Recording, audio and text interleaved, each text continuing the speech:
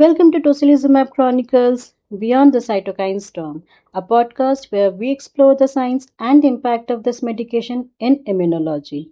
I'm your host, Dr. Shikha Agrawal, and today we are joined by Prachi Virat, a microbiology navigator with a passion for microbiome and bioinformatics. Welcome to the show, Prachi. Let's explore today's episode beyond the acute phase, tocilizumab's potential in managing long COVID. Happy to be here again, Dr. Shikha. It's always lively and thoughtful conversation. Let's start with the basics. What is long COVID and what are some of its common symptoms? Great question and such an important topic. Long COVID, also known as post-acute sequelae of SARS-CoV-2 infection or PASC, refers to a range of symptoms that persist for weeks or months after the acute phase of COVID-19 has resolved. These can affect multiple organ systems. The most common symptoms people reported include persistent fatigue, shortness of breath, brain fog, muscle and joint pain, palpitations, sleep disturbance, and even mood swings like depression or anxiety. Some patients also experience lingering loss of taste or smell and autonomic symptoms like dizziness on standing. The World Health Organization estimates that about 10 to 20% of COVID 19 survivors experience some form of long COVID.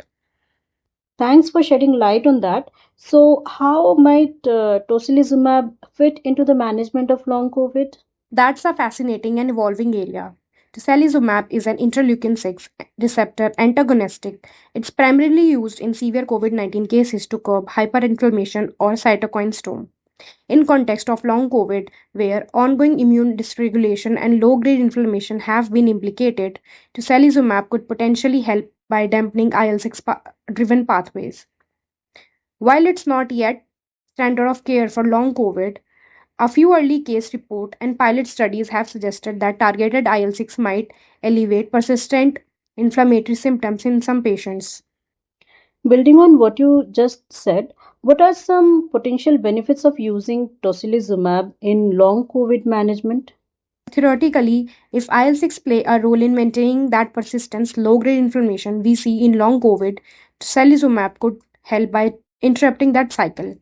Potential benefits might include reduction in systemic symptoms like fatigue, joint pain, and even improvement in neuropsychiatric symptoms, though evidence is still preliminary.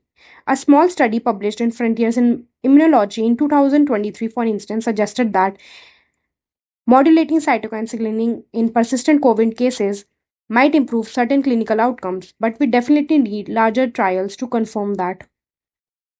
That's really insightful, Prachi. What are some key areas of ongoing research regarding tocilizumab's role in long COVID management? Right now, most of the research is in its infancy.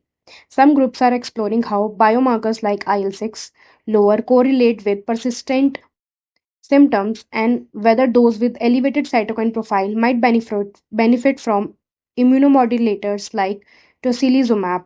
There are also studies looking at the safety of repeated or delayed IL-6 blockade post-COVID infection.